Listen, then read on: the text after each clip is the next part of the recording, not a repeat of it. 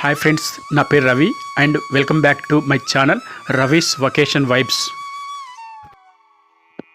ప్రతిరోజు శ్రీకృష్ణుడు రాధా గోపికలతో రాసలీలలు చేయటానికి భూమిపైకి వచ్చే బృందావన్లోని నిధివన్ గురించి, నిధివన్లో ఉండే 16,108 మొక్కలు రాత్రి సమయంలో 16,108 గోపికలుగా మారటం గురించి, రాత్రి సమయంలో ధైర్యం చేసి నిధివనంలో సంచరిస్తే ఏం జరుగుతుందో లాంటి ఆసక్తికరమైన విషయాలైతే తెలియజేయబోతున్నాను. ఈ వీడియో చూసే ముందు దయచేసి నా వీడియో లైక్ చేసి నా ఛానల్ అయితే సబ్స్క్రైబ్ చేసుకోగలరు.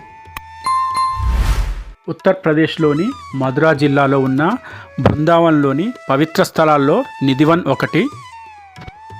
ఇక్కడికి శ్రీకృష్ణుడు ప్రతిరోజు రాత్రి రాధా గోపికలతో నాట్యమైతే చేస్తాడు. అంతేకాకుండా వారితో కలిసి ఆహారాన్ని తయారు చేస్తాడని మరియు రాధా గోపికలతో ఇక్కడ రాసలీలలు చేస్తాడని ఇక్కడ చెప్తూ ఉంటారు. ఈ నిధివన్లో రాత్రి వేళలో గోపికలుగా మారే తులసి మొక్కలు అన్నీ జతగా ఉండటం అయితే ఇక్కడ చూడొచ్చు. అందుకే ఈ ఆలయంలో తులసి ఆకులు తుంచివేయటం నిషిద్ధం. అలా చేస్తే ఊహించని పరిణామాలు సంభవిస్తామని చెప్తూ ఉంటారు. అంతేకాకుండా ఆ తులసి మొక్కల వేర్లు భూమి నుంచి పైకి ఉండటం అయితే ఇక్కడ చూడొచ్చు. భూమి మీద ఒక్క చుక్క నీరు లేకున్నా చెట్లు ఎప్పుడూ పచ్చగానే ఉండటం అయితే ఇక్కడ చూడొచ్చు.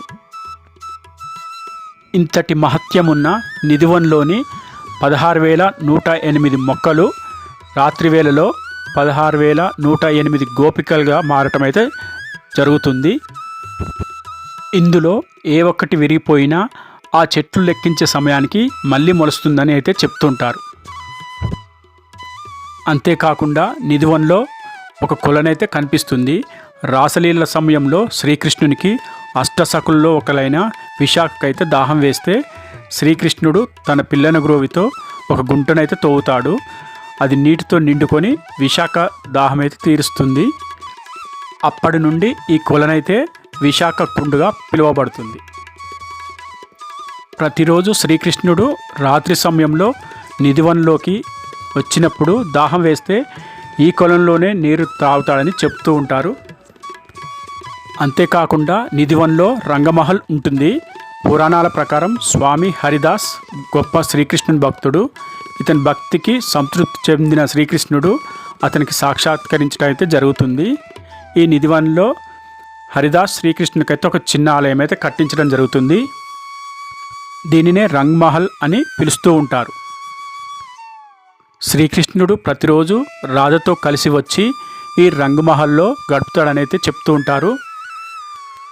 అందుకే ప్రతిరోజు రాత్రి గంధపు చెక్కతో చేసిన మంచంపై పూలతో అయితే అలంకరిస్తారు. అంతేకాకుండా కొన్ని వేప పుల్లలు, స్వీట్స్, రాధా అలంకరణ వస్తువులు, తమలపాకులు, వెండి గ్లాసులో పాలు, చిన్న కుండలో నీళ్ళు అయితే రంగమహల్లో ఏర్పాటు చేసి తర్వాత తాళాలు అయితే వేస్తారు. అయితే ప్రతిరోజు ఉదయం టెంపుల్ తాళాలు తీసినప్పుడు మంచంపై ఉన్న బెడ్షీట్ చిరిగిపోయి ఉండటం, పాల గ్లాసులో పాలు ఖాళీ అయి ఉండటం, తమలపాకులు నమిలినట్టుగా ఉండటం, వేప పుల్లలు వాడినట్లుగా ఉండటం, కుండలో పెట్టిన నీళ్లు తగ్గి ఉండటం, ఇదంతా అయితే పూజారులు భక్తులకైతే చూపించటం జరుగుతుంది.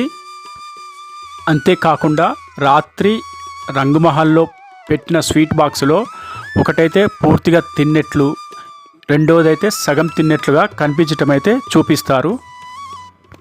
అందుకే ప్రతిరోజు రాత్రి రాధాకృష్ణులు ఈ రంగమహల్కి వస్తారని అయితే నమ్ముతూ ఉంటారు. అందుకే ప్రతిరోజు నిధివన్లో ఉన్న దేవాలయం 5 గంటలకైతే మూసివేయబడుతుంది. ఈలోగా అక్కడ ఉన్న వాళ్ళు ప్రతి ఒక్కరు బయటికి రావాల్సి అయితే ఉంటుంది. ఎవరైనా చీకటి పడిన తర్వాత అక్కడ ఉండటానికి ప్రయత్నిస్తే వారికి దృష్టిలోపం, వినికిడి సమస్యతో పాటు మూగతనం కూడా వస్తాయని చెప్తూ ఉంటారు. నిధివన్లో రాత్రి వేళలో ధైర్యం చేసి ఉండి ఉదయం చనిపోయిన వారి సమాధులు అయితే ఇక్కడ చూడొచ్చు. నిధివన్ దగ్గరలో స్థానికుల ఇల్లులు అయితే ఉంటాయి. అయితే వాటికి కిటికీలు ఉండకపోవడం అయితే మనం చూడొచ్చు. నిధివన్ వైపు వారి చూపు పడకూడదనే అలా కిటికీలు అయితే పెట్టుకోరని చెప్తూ ఉంటారు. నిధివన్లో రాత్రి సమయంలో పిల్లను గోవి వాయిస్తున్న శబ్దంతో పాటు ఆడవారి పట్టీల శబ్దాలు కూడా వేల సంవత్సరాలుగా వినిపిస్తున్నాయని స్థానికులైతే చెప్తూ ఉంటారు. అయితే కొందరు నాస్తికులు నిధివనంలో దేవుడు లేడని నిరూపించడానికి రాత్రి సమయంలో రహస్యంగా ఆలయ ప్రహరీ లోపల సంచరించడం అయితే జరిగింది. అలా ప్రయత్నించిన వాళ్ళ కళ్ళు పోవటం, మతి చెడిపోవటం వంటివి అయితే జరగటం జరిగింది. అంతేకాకుండా కొంతమంది ఆధునిక హేతువాదులు చాలా రహస్యంగా ఆలయం లోపల నిఘా కెమెరాల్ని అమర్చి విఫలం అవ్వటం అయితే జరిగింది. అయితే ఇంత మిస్టరీ ఉన్న ఈ టెంపుల్ చూడాలంటే న్యూఢిల్లీ ఇందిరాగాంధీ ఇంటర్నేషనల్ ఎయిర్పోర్ట్ నుంచి 128 కిలోమీటర్స్ అయితే ఉంటుంది. అక్కడ నుంచి ప్రైవేట్ వెహికల్లో అయితే వెళ్ళొచ్చు. అలాగే ట్రైన్లో వెళ్ళాలంటే దగ్గరగా ఉన్న మధుర జంక్షన్ వరకు ప్రతిరోజు ట్రైన్స్ అయితే ఉంటాయి. మధుర నుంచి బృందావన్కు 10 కిలోమీటర్లు అయితే ఉంటుంది. ఫ్రెండ్స్, ఈ ఇన్ఫర్మేషన్ నచ్చినట్లయితే నా వీడియోకి లైక్ చేసి నా ఛానల్ అయితే సబ్స్క్రైబ్ చేసుకోగలరు. Thank you.